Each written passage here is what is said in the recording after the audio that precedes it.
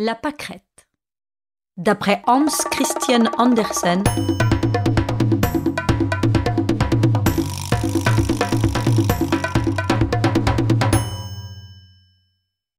Écoutez bien cette petite histoire. À la campagne, près de la grande route, était située une gentille maisonnette que vous avez sans doute remarquée vous-même. Sur le devant se trouve un petit jardin avec des fleurs et une palissade verte. Non loin de là, sur le bord du fossé, au milieu de l'herbe épaisse, fleurissait une petite pâquerette. Grâce au soleil qui la chauffait de ses rayons aussi bien que les grandes et riches fleurs du jardin, elle s'épanouissait d'heure en heure. Un beau matin, entièrement ouverte avec ses petites feuilles blanches et brillantes, elle ressemblait à un soleil en miniature, entouré de ses rayons.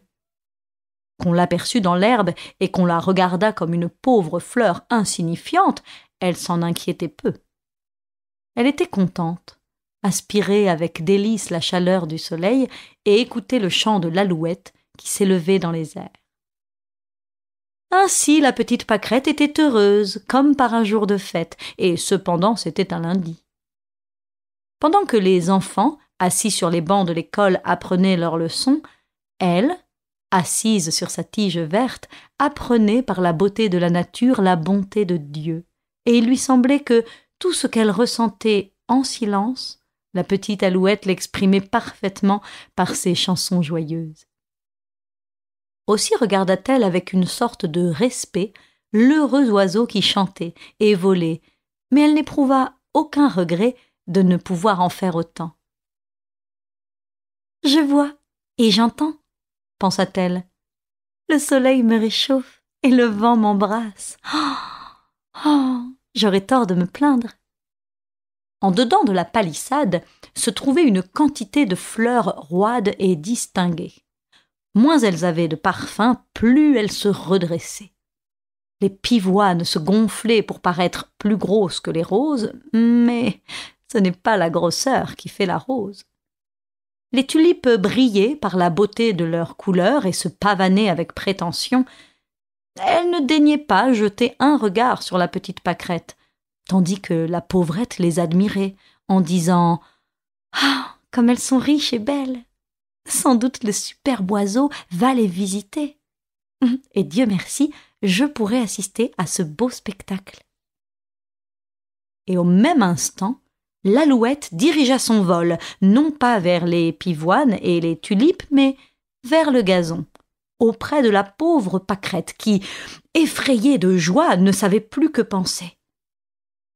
Le petit oiseau se mit à sautiller autour d'elle, en chantant « Comme l'herbe est moelleuse, oh, la charmante petite fleur au cœur d'or et à la robe d'argent !» On ne peut se faire une idée du bonheur de la petite fleur. L'oiseau l'embrassa de son bec, chanta encore devant elle, puis il remonta dans l'azur du ciel. Pendant plus d'un quart d'heure, la pâquerette ne put se remettre de son émotion. À moitié honteuse, mais ravie au fond du cœur, elle regarda les autres fleurs dans le jardin. Témoin de l'honneur qu'on lui avait rendu, elle devait bien comprendre sa joie. Mais les tulipes se tenaient encore plus roides qu'auparavant, leurs figures rouges et pointues exprimaient leur dépit, les pivoines avaient la tête toute gonflée. Quelle chance pour la pauvre pâquerette qu'elle ne pusse parler! Elle lui aurait dit bien des choses désagréables. La petite fleur s'en aperçut et s'attrista de leur mauvaise humeur. Quelques moments après, une jeune fille, armée d'un grand couteau affilé et brillant, entra dans le jardin, s'approcha des tulipes et les coupa l'une après l'autre. « Oh, quel malheur !» dit la petite pâquerette en soupirant. « Ah, voilà qui est affreux ! C'en est fait d'elle. » Et pendant que la jeune fille emportait les tulipes, la pâquerette se réjouissait de n'être qu'une pauvre petite fleur dans l'herbe. Appréciant la bonté de Dieu et pleine de reconnaissance, elle referma ses feuilles au déclin du jour, s'endormit et rêva toute la nuit au soleil et au petit oiseau.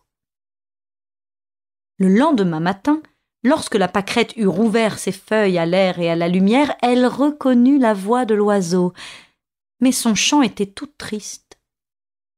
La pauvre Alouette avait de bonnes raisons pour s'affliger. On l'avait prise et enfermée dans une cage, suspendue à une croisée ouverte. Elle chantait le bonheur de la liberté, la beauté des champs verdoyants et ses anciens voyages à travers les airs. Oh, la petite pâquerette aurait bien voulu lui venir en aide. Mais comment faire? C'était chose difficile. La compassion qu'elle éprouvait pour le pauvre oiseau captif lui fit tout à fait oublier les beautés qui l'entouraient, la douce chaleur du soleil et la blancheur éclatante de ses propres feuilles. Bientôt, 2 petits garçons entrèrent dans le jardin. Le plus grand portait à la main un couteau long et affilé, comme celui de la jeune fille qui avait coupé les tulipes. Ils se dirigèrent vers la pâquerette, qui ne pouvait comprendre ce qu'ils voulaient. « Ici, nous pouvons enlever un beau morceau de gazon pour l'Alouette, » dit l'un des garçons. Et il commença à tailler un carré profond autour de la petite fleur. « Arrache la fleur » dit l'autre. À ces mots, la pâquerette trembla d'effroi. Être arrachée, c'était perdre la vie, et jamais elle n'avait tant béni l'existence qu'en ce moment où elle espérait entrer avec le gazon dans la cage de l'Alouette prisonnière. « Non, laissons-la, » répondit le plus grand. « Elle est très bien placée. » Elle fut donc épargnée et entra dans la cage de l'Alouette.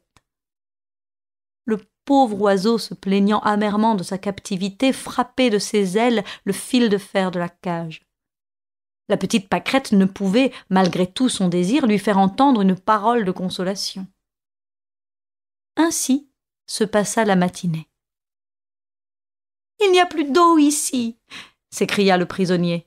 « Tout le monde est sorti sans me laisser une goutte d'eau. Mon gosier est sec et brûlant, j'ai une fièvre terrible, j'étouffe. Hélas, il faut donc que je meure loin du soleil brillant, loin de la fraîche verdure et de toutes les magnificences de la création. »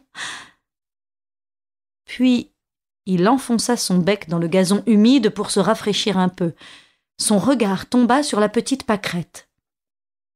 Il lui fit un signe de tête amical et dit en l'embrassant : « Toi aussi, pauvre petite fleur, tu périras ici.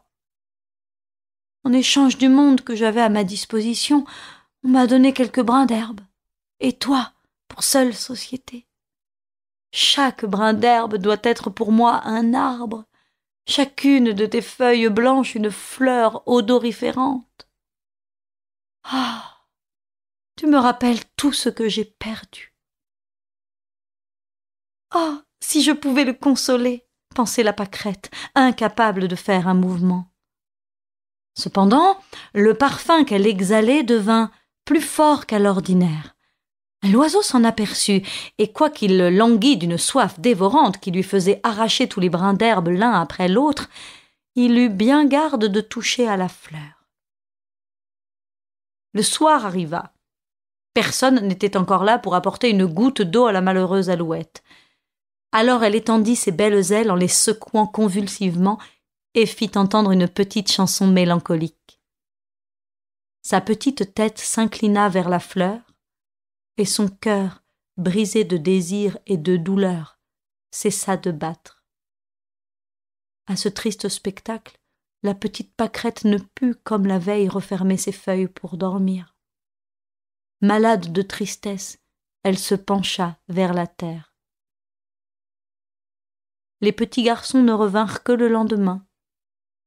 À la vue de l'oiseau mort, ils versèrent des larmes et lui creusèrent une fosse. Le corps, enfermé dans une jolie boîte rouge, fut enterré royalement. Et sur la tombe recouverte, ils semèrent des feuilles de rose. Pauvre oiseau! Pendant qu'il vivait et chantait, on l'avait oublié dans sa cage et laissé mourir de misère. Après sa mort, on le pleurait et on lui prodiguait des honneurs.